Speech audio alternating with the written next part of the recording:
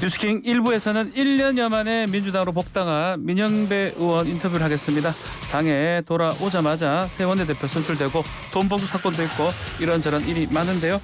자, 직접 전화 연결해 보겠습니다. 의원님 나와 계십니까? 네, 안녕하세요. 네, 우선 복당 소감부터 말씀 좀 주시면 좋을 것 같습니다. 예, 아무래도 혼자 있다가 이제 함께 있게 되니까 네. 안도감이랄까 포근함 같은 게 우선 있었는데요. 시간이 좀 지나니까 그 좀 끔찍한 그 반정치 혹은 정치 파괴의 그 과정을 어떻게 겪었나 하는 그런 그 기억이 자꾸 살아나더라고요, 오히려. 그러면서 지금은 좀 후속 조치를 잘 해야 된다, 할 일이 좀 있다. 예.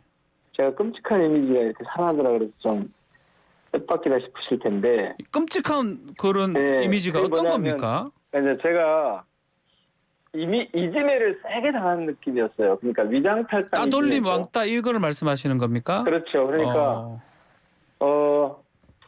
원래 그 상황이 발생한 건 잘 아시는 것처럼 네.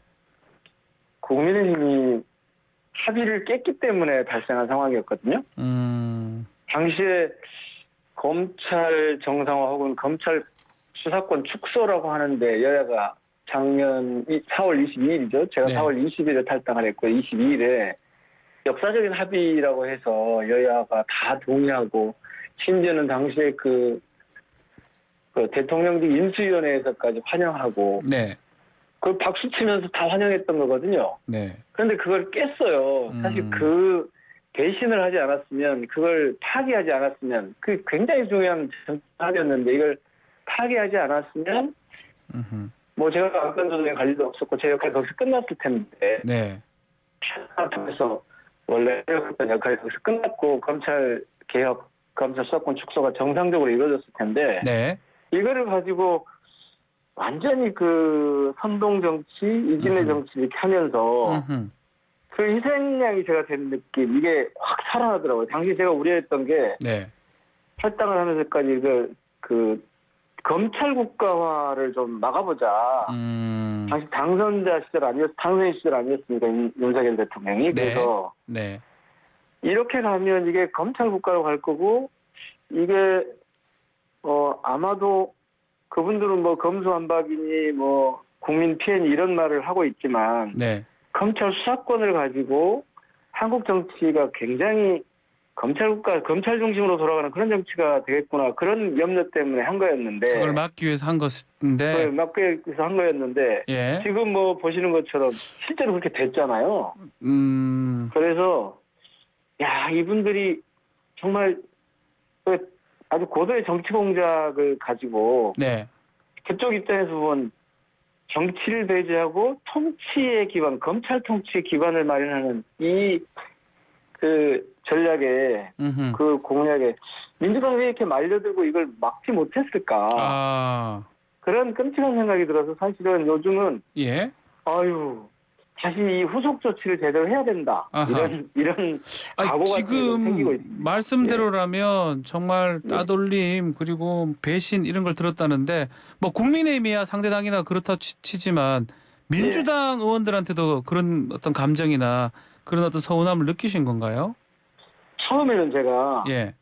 그런 말씀들 하셨을 때 좀 서운했어요. 그러니까 막 탈당하고 나서 얼마 안 돼서부터 그런 얘기가 나왔지 않습니까? 당시에 이제 뭐 당내 그 후보, 그러니까 후보로 당권 주자들, 그러니까 이제 당 대표를 해보겠다고 나선 분들 사이에서도 그런 얘기가 나오고. 네. 또 그걸 응원하는 과정에서 이런저런 얘기가 나오고 그랬었는데, 그때는 뭐 그러나 보다 원래 그러니까 하고 쭉 지나오다가 근래에 또 그런 말씀들을 하셔서 이분들이 왜 그러지 하고 그동안 과정을 쭉 좀 복기를 해봤더니 네.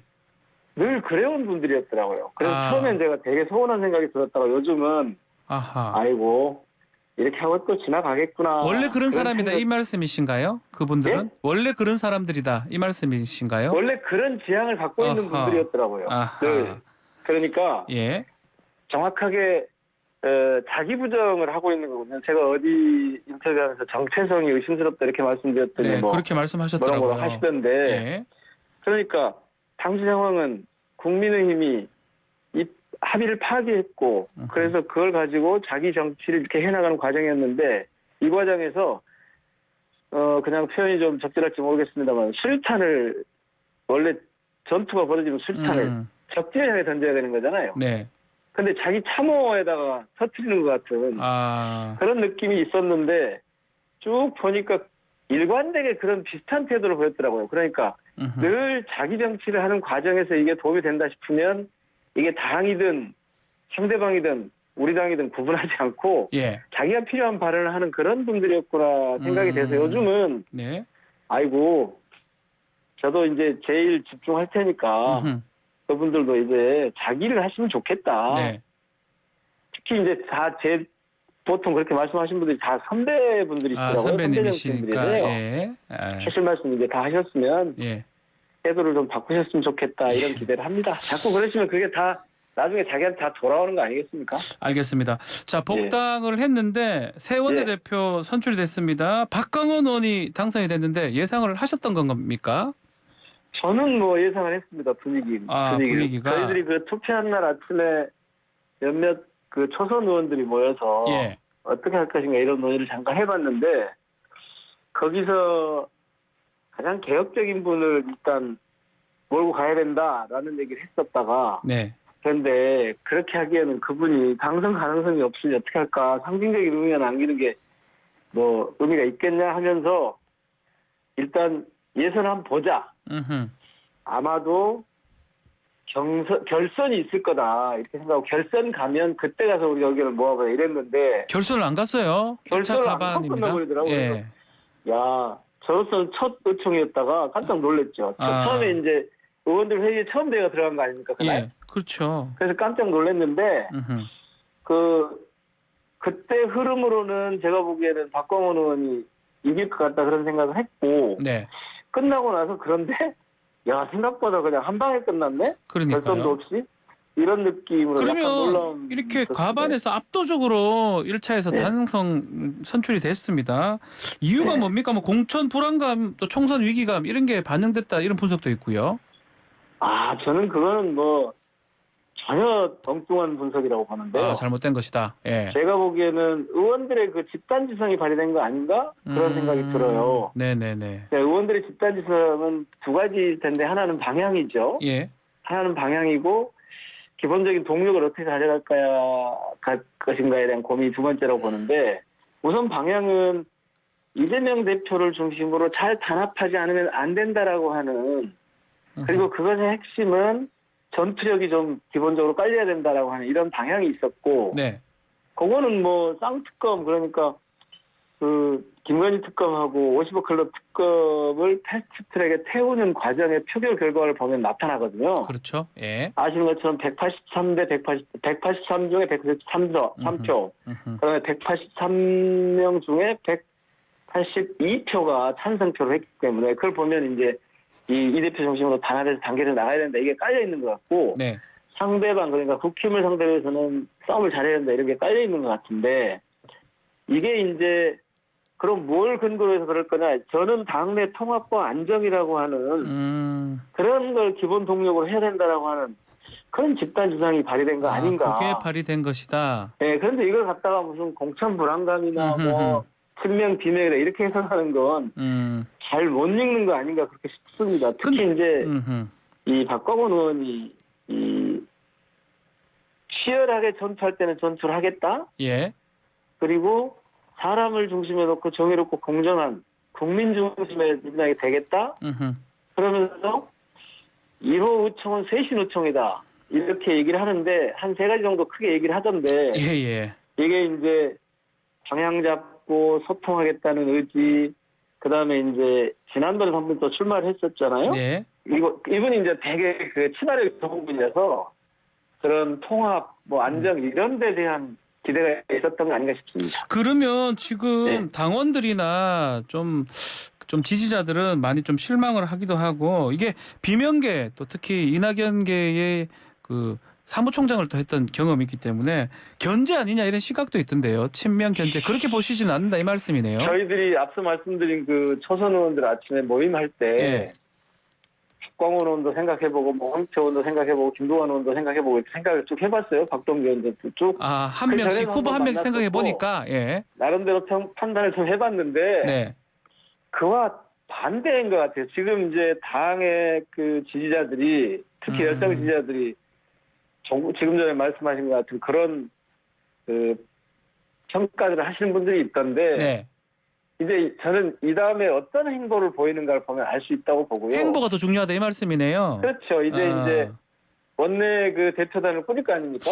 네. 그래서 일을 해가고 또 무슨 일을 어떻게 가는지 보면 이게 그 다음에 저는 평가해도 늦지 않을 것 같아요. 자, 그러면 다만 이제 가장 좀 있어서 지지자들이 좀 그런 비판을 많이 하시는 것 같아요. 가장 이제 앞으로 이제 사실 많은 분들이 생각하는 부분이 이재명 대표 영장 부분이거든요. 혹시 초고영장 되면 아마 어떻게 할지 이 부분이 가장 아마 첫 번째 아니면 가장 중요한 저는 행보 그 대목에 같아요. 대해서는 예.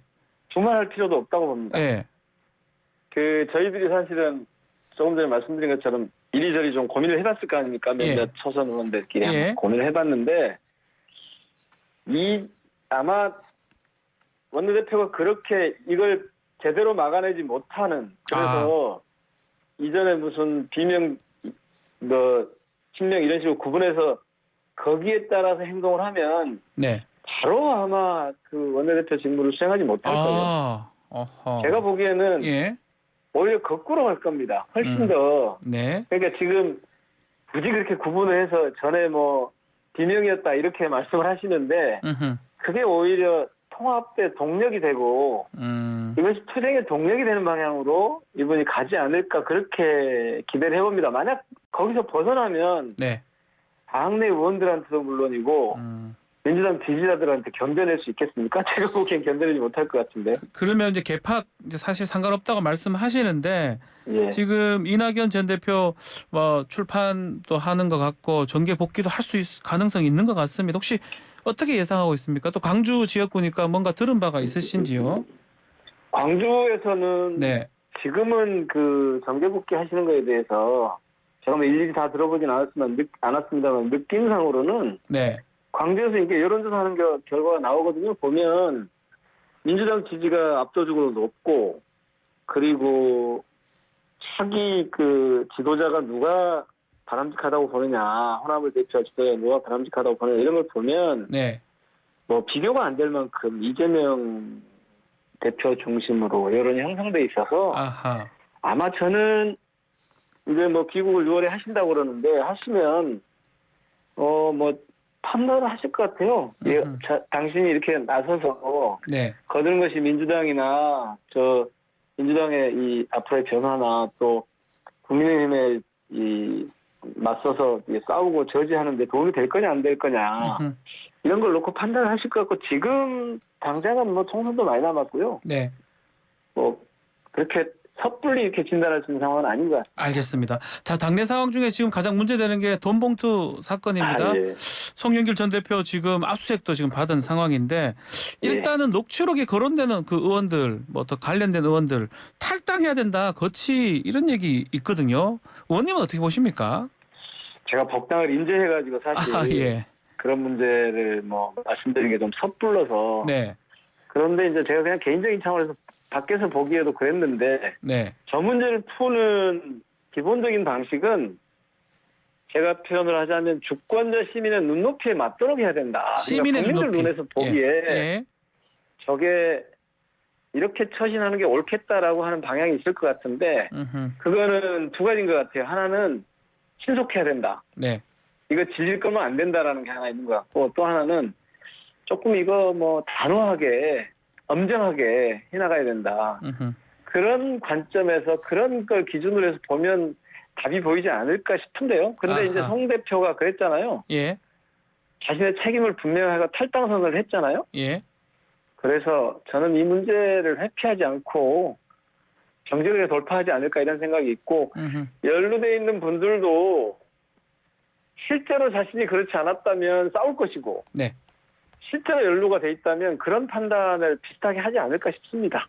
알겠습니다. 그런데 이제 한 가지는 이게 자꾸 그 검찰이 수사권을 가지고 장난치는 것, 특히 민주당을 압박하고 민주당을 파괴하려고 하는 민주당을 좀 흔들어 놓으려고 하는 그런 수사권 원남용의 그런 흐름이 있다면 그거는 대응을 좀 제대로 해야겠죠. 네.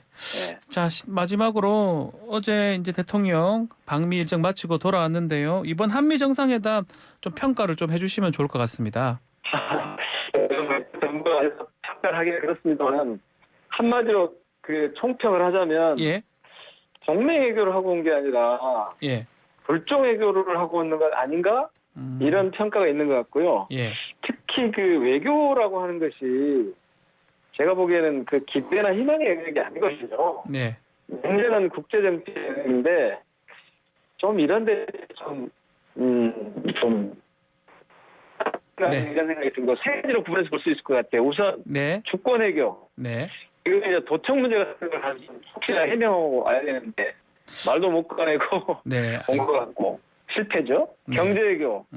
요거는 IRA나 그 반도체법 그러니까 인플레이션 감축법이나 뭐 반도체 과학법 이런 것들을 통해서 또 이제 원전 수출 같은 문제도 있었죠. 이 네. 통상이고 영역이 있는데 이것도 제대로 얻어가지고 온 건 없고 뭐 그렇게 잘 해가기로 했다 이런 정도여서 좀 그것도 좀 실패한 것 같고 알겠습니다. 특히 여기서 논란이 되는 게 제가 보니까 그 핵 공유 문제를 비롯한 그 안보 외교도인데 네, 글쎄요 이 부분에 대해서는 무슨 생각이 들었냐면 예, 아니, 어떻게 포장을 해도 그렇지 저렇게 대통령실에서 핵 공유다 이렇게 하는데 바로 저쪽에서 그냥 공유 아니거든 아니다라고 하면 했죠. 예. 굉장히 낯두어서 실체감 없는 외교 성과를 저렇게 자랑할까 좀 실망감이 큽니다. 네. 알겠습니다. 자, 오늘 예. 조금 화질이 조금 음질이 좀 그래서 다음에 예. 스튜디오 직접 좀 모셔서 지금 지역구 계시는 거죠? 광주. 네, 저 지금 광주에 예, 있습니다. 알겠습니다. 다음에 직접 스튜디오에 모셔서 말씀 좀 듣도록 하겠습니다. 오늘 말씀 네. 여기까지 듣겠습니다. 감사합니다. 고맙습니다. 민영배 더불어민주당 의원과 함께했습니다. 1부 마치겠습니다.